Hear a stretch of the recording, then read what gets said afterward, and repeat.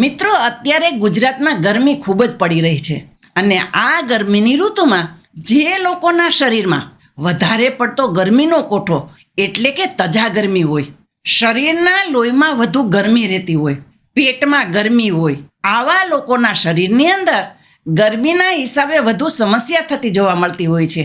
અને આ ગરમીના લીધે ઘણા બધા લોકોને છાતીમાં બળતરા, ઘણા લોકોના પેશાબમાં બળતરા જોવા મળતી હોય છે, ઘણા લોકોની આંખોમાં બળતરા જોવા મળતી હોય છે અને ઘણા લોકોને હરસની સમસ્યા પણ જોવા મળતી હોય છે.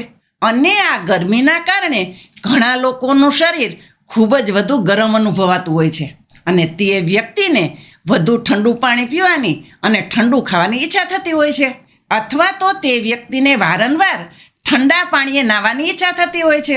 અને અમુક કિસ્સામાં તમે જોયું હશે, જ્યારે અમુક વ્યક્તિની તાસીરને ગરમી અનુકૂળ ન આવે ત્યારે તેવા લોકોના નાકમાંથી લોહી નીકળતું જોવા મળતું હોય છે અને આવા કિસ્સામાં શરીર ખૂબ જ વધુ ગરમ થતું હોય તેવો અનુભવ થતો હોય છે અને જેના પરિણામે શરીરમાં ઘણી બળતરાઓ થતી જોવા મળતી હોય છે. એટલે આ પ્રકારની બળતરા એટલે કે તજા ગરમી જેવી જે લોકોને સમસ્યા હોય, અથવા તો જે લોકોને ગરમીના કારણે પેશાબમાં અને આંખોમાં બળતરા રહેતી હોય, તો આવા લોકો માટે ખાસ કરીને ઘરેલું ઉપચાર કરી શકાય. અને તેવા 4 ઉપચાર હું જણાવીશ. આપણા રસોડામાં રહેલી અમુક દેશી દવાઓ, જેને આપણે દેશી જડીબુટ્ટી પણ કહી શકીએ છીએ, જે જડીબુટ્ટીઓ આપણા શરીરમાં રહેલી વધારાની ગરમીને એટલે કે કોઠાની ગરમી હોય તે ગરમીને મટાડવાનું કાર્ય કરે છે.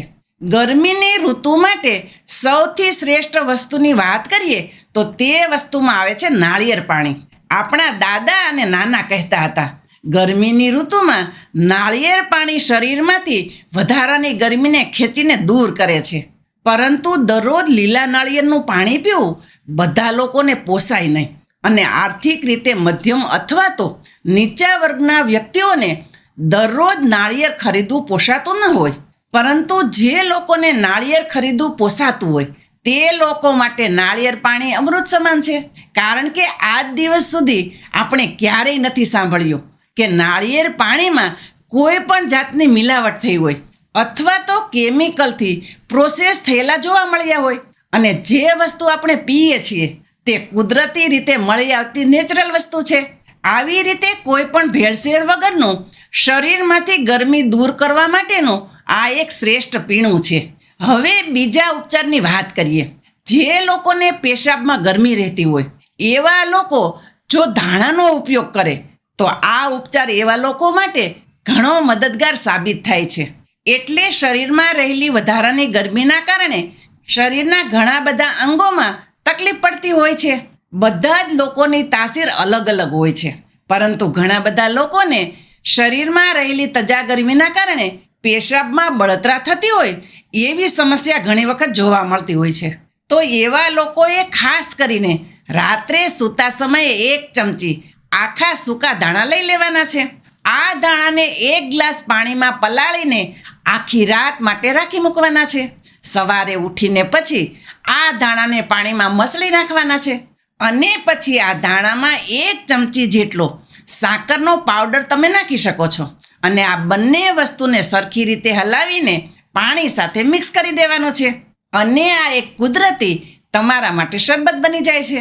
અને જો આ શરબતને દરરોજ ભૂખ્યા પેટે પીવામાં આવે તો ગરમીના કારણે પેશાબમાં થતી બળતરા ઘણી આસાનીથી દૂર થઈ શકે છે. આની ઉપરાંત જે લોકોને પેટમાં ગરમીની સમસ્યા રહેતી હોય, વ્યવસ્થિત પાચન ન થતું હોય, તેવા લોકો માટે ઈસબગુલનો પ્રયોગ કરવો પણ ઘણો શ્રેષ્ઠ છે. આની ઉપરાંત ગુજરાતના અમુક ગામડાઓમાં ઉપયોગ થતો ઘરેલું ઉપચાર દેશી ગાયનું ઘી છે. દરરોજ રાત્રે સૂતા સમયે તમારા શરીરની અનુકૂળતા મુજબ અડધા ગ્લાસથી 1 ગ્લાસ જેટલું ગાયનું દૂધ લેવાનું છે અને આ દૂધને ગરમ કરવા મૂકવાનું છે. તેમાં 1 ચમચી દેશી ગાયનું ઘી નાખવાનું છે. મિત્રો, આ ઘરેલું ઉપચાર એવા લોકો કરવાનું વધુ પસંદ કરે છે કે જે લોકોને ઘરે જ ગાય હોય. એટલે આ ઘરેલું ઉપચાર ગામડામાં રહેતા અને પશુપાલન કરતા વ્યક્તિઓ માટે વધુ ઉપયોગી સાબિત થયો છે. આ ગરમ દૂધમાં 1 ચમચી સાકર પણ નાખવાની છે અને બંને વસ્તુ મિક્સ કરીને ગરમ કરવાની છે અને દૂધ પછી હુંફાળું ગરમ હોય ત્યારે રાત્રે આ દૂધને તમારે પી જવાનું છે. આનાથી પેટમાં રહેલી વધારાની ગરમી દૂર થાય છે. જે લોકોને પિત્ત દોષની તકલીફ હોય તે તકલીફ પણ ધીમે ધીમે દૂર થાય છે.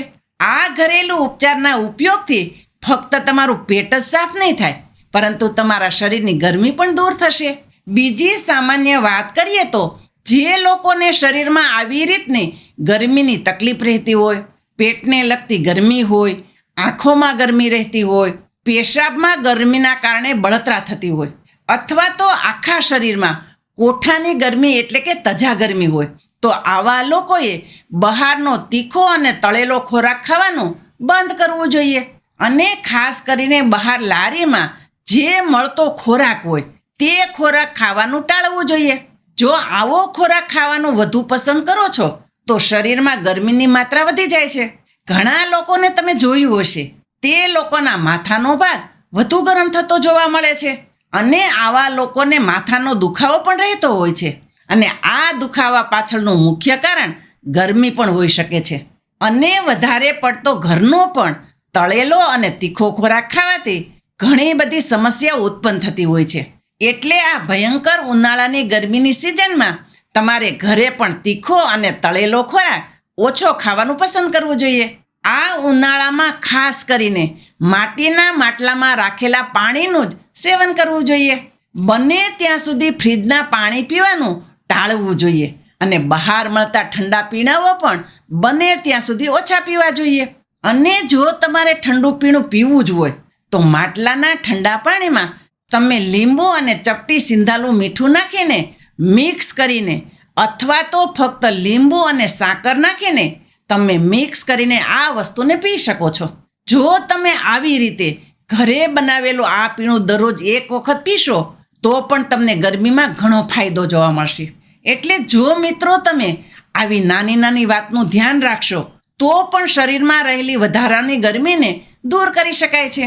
એટલે આ ઉનાળાની ગરમીમાં તમે બધા જ વ્યક્તિઓ અને તમારા પરિવારના બધા જ લોકોને આ વસ્તુનું ખાસ સૂચન કરજો, જેથી આ ગરમીની સિઝનનો પણ તમે આરામથી સામનો કરી શકો. ખાસ આ બધી તકેદારી લેવાનું તમે આજથી શરૂ કરી દો. મિત્રો, મને આશા છે આજનો આ વિડીયો તમને જરૂર પસંદ આવ્યો હશે અને આ વિડીયોમાંથી તમે કંઈક ને કંઈક નવું શીખ્યા હશો. જો વિડીયો તમને સારો લાગ્યો હોય તો વિડીયોને લાઈક અને ચેનલ ઉપર નવા હોય તો ચેનલને સબસ્ક્રાઈબ પણ કરો અને બધા લોકો સાથે શેર કરો. હું શારદાબેન ગોસ્વામી તમને ફરી મળીશ એક નવા જ વિડીયો સાથે. ત્યાં સુધી મસ્ત રહો, સ્વસ્થ રહો.